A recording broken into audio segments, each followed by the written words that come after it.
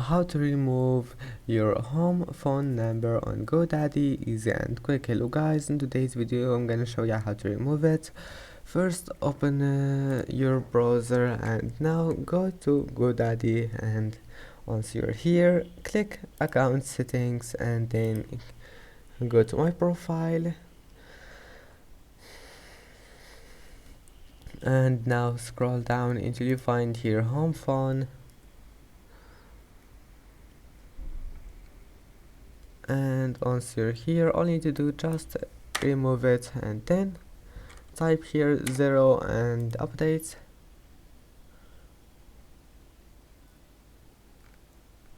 and that's it. I hope that can help you, and that's it for today's video. Don't forget to like and don't forget to subscribe, and thank you for watching this video until the end, and see you in the next video.